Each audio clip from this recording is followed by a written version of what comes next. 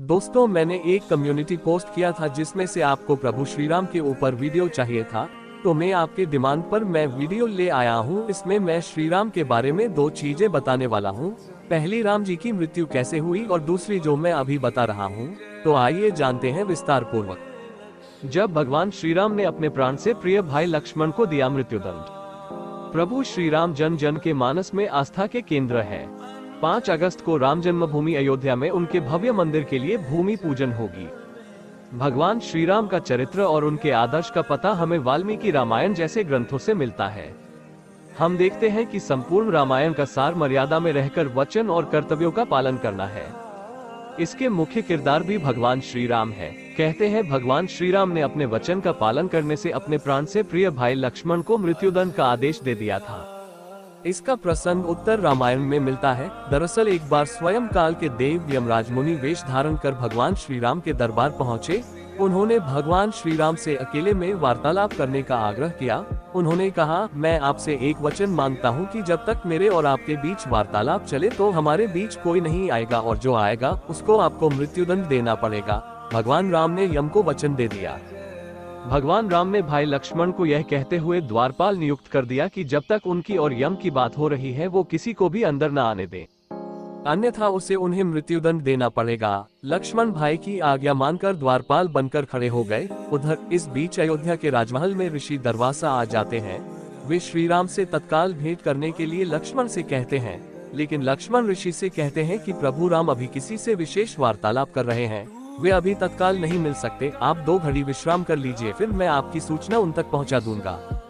यह सुनकर ऋषि दुर्वासा क्रोधित हो गए और उन्होंने संपूर्ण अयोध्या को भस्म करने को कह दिया। फिर क्या था, लक्ष्मण ने अपनी अयोध्या नगरी को बचाने के लिए अपने प्राणों की परवाह नहीं की और यम और प्रभु श्री राम के पास चले गए। उन्होंने प्रभु श्री राम को ऋषि दुर्वासा के आगमन की सूचना दी। राम भगवान ने शीघ्रता से यम के साथ अपनी वार्तालाप समाप्त कर ऋषि दुर्वासा की आवभगत की।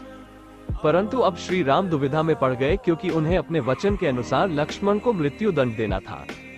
वो समझ नहीं पा रहे थे कि वे अपने भाई को मृत्युदंड कैसे दे, लेकिन उन्होंने यम को वचन दिया था जिसे निभाना ही था। इस दुविधा की स्थिति में श्री राम ने अपने गुरु का स्मरण किया और कोई रास्ता दिखाने को कहा।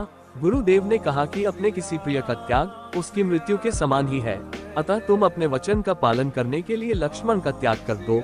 भगवान श्री राम ने अपने वचन का पालन करते हुए अपने पुत्र समान भाई का त्याग कर दिया। श्री राम के त्यागने के बाद लक्ष्मण ने जल समाधि लेकर अपनी जीवन लीला को समाप्त कर दिया। तो आइए आप जानते हैं दूसरी बात, कैसे हुई थी प्रभु श्री राम की मृत्यु। दोस्तों, अगर आप अभी तक वीडियो देख रहे हैं तो एक विनती है आपसे, वीडियो पूरा देखें, क्योंकि लास्ट में मैं कुछ बताने वाला हूँ। हिंदू धर्म में प्रभु श्री राम के भक्तों की कोई कमी नहीं है। भगवान राम का जन्म भारत देश के अयोध्या नगरी में सूर्यवंश राज परिवार में हुआ था। उनकी जिंदगी काफी संघर्षों से भरी हुई थी। श्री राम के पिता का नाम राजा दशरथ और माता का नाम कौशल्या था। तो आज हम आपको मर्यादा पुरुषोत्तम श्री राम के बारे में विस्तार से बता रहे हैं, तो आइए जानते हैं। भगवान श्री हरि विष्णु के महान अवतार प्रभु श्री राम की इस पृथ्वी लोक से अपने लोक वापस जाने की कथा बेहद रोचक है। महान राजा भगवान श्री राम किस तरह से अपने लोक में वापस गए थे, यानी उनकी मृत्यु किस तरह से हुई थी, वो धरती लोक से विष्णु लोक में कैसे गए। अपने प्यारे भाई लक्ष्मण के चले जाने के बाद भगवान श्री राम बेहद उदास हो गए। जिस तरह राम के बिना लक्ष्मण नहीं, ठीक उसी तरह लक्ष्मण के बिना राम का जीना प्रभु श्री राम को उचित नहीं लगा। यह सब सोचकर प्रभु श्री राम ने इस लोक से चले जाने का विचार बनाया। तब प्रभु श्री राम ने अपना सारा राजपाट और पद अपने पुत्रों के साथ अपने पुत्रों के भाई को सौंप दिया और सरयू नदी की ओर चल दिए।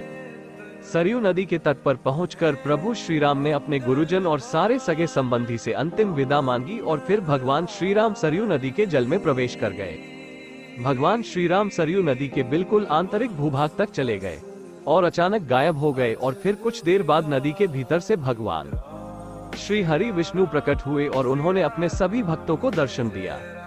इस प्रकार प्रभु श्री राम ने अपना मानवीय रूप त्याग कर अपने वास्तविक स्वरूप भगवान विष्णु का रूप धारण किया और बैकुंठ धाम की ओर प्रस्थान किया।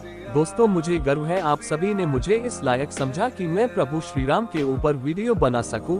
इसके लिए आपका हृदय से धन्यवाद। और एक बात, सब्सक्राइब करना ना करना आपकी मर्जी, मेरा काम है मेहनत करना और वीडियो बनाना, जो कि मैं पूरी शिद्दत से करता हूं और करता ही रहूंगा। वीडियो पूरा देखने के लिए धन्यवाद और जाते जाते जय श्री राम।